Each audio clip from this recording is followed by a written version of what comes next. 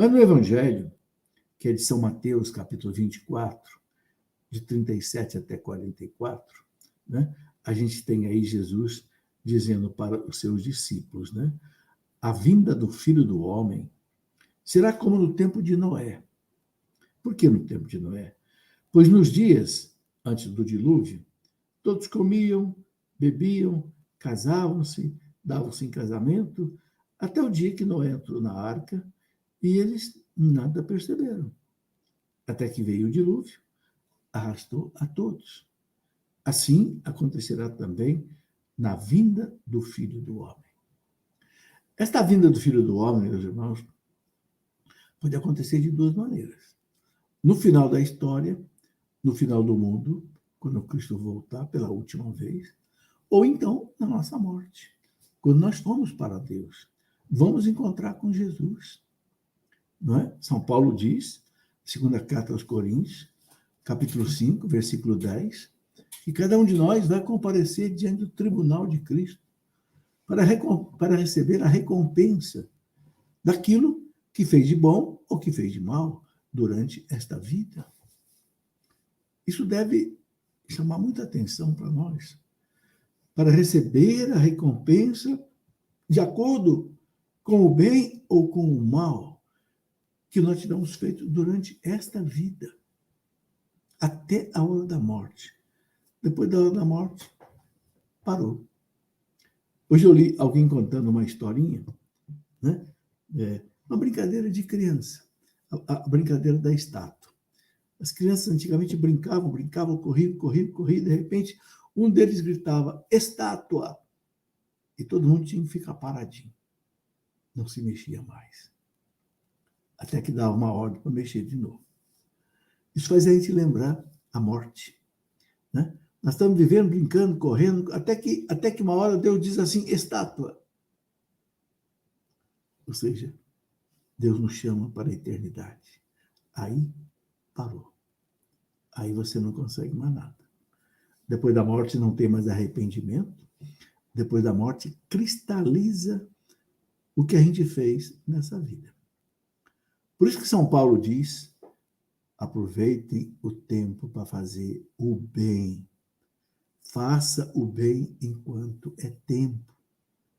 Todo tipo de bem que você puder fazer. Não? Use bem o tempo para fazer o bem. Né?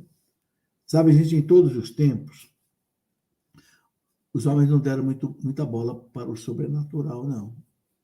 Desde o tempo de Noé até hoje, o povo não pensa muito nisso, não. Quer curtir a vida, quer viver a vida, não está preocupado, não. Mas Jesus está alertando. A vinda dele será inesperada, como no dia de Noé. Não dá para falar mais claro, né? Então, a gente tem a recomendação e a gente está preparado. Bom, ele continua aqui no Evangelho, dizendo, né, algumas coisas que vale a pena destacar. 2 homens estarão trabalhando no campo, um será levado e o outro será deixado. O que significa isso? Um vai estar preparado para a volta de Cristo, o outro não vai estar. Um vive certamente a oração, a penitência, a meditação, a vida eucarística, né? Os sacramentos. E o outro não está nem aí. Não é assim que acontece na sua casa? Não é assim que acontece entre seus amigos? Tem um bom, foge do pecado, mas tem uns que não está nem aí. Como diz o povo, vive na gandaia. Depois ele fala, 2 mulheres estarão moendo no moinho, trabalhando. Uma será levada e a outra será deixada. Ou seja, é nas nossas atividades da vida que Deus vai nos chamar. Quanta gente morre trabalhando, não é verdade? Então, uma vai ser deixada, outra levada. Uma vai estar preparada, outra não vai estar. E Jesus fala, né? Portanto, ficai atentos, porque não sabeis que dia virá o Senhor. Não sabe. Por que a igreja coloca, na primeira semana do Advento, na expectativa da vinda do Cristo, a segunda vinda? Por quê? Porque o Cristo veio a primeira vez, mas ele vai voltar uma segunda. Então, esse tempo da primeira vinda até a segunda vinda são aqueles 1000 anos lá do Apocalipse,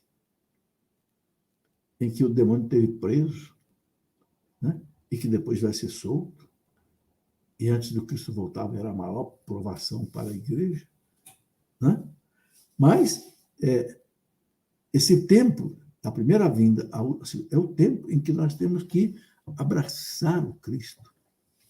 Cada um de nós, acolher no nosso coração esse Cristo que chega no Natal até a volta dele. Seja na nossa morte, seja no final dos tempos. É isso que a igreja coloca. Né? Bom, ele termina aqui o Evangelho dizendo: compreendei bem isto. Se o dono da casa soubesse a que horas viria o ladrão, certamente vigiaria e não deixaria que a sua casa fosse arrombada. Não é que Deus vem como um ladrão, bandido, assassino. Não, ele está falando aqui da surpresa. Assim como a gente não sabe qual é a hora que o ladrão vem, porque o ladrão ele vem numa hora de surpresa. Né? Então ele fala, por isso também vós ficai preparados, porque na hora em que menos pensais, o Filho do Homem virá. Bom, gente, Deus decidiu assim. Se Deus decidiu assim, assim é o melhor. Então vamos estar preparados. Né?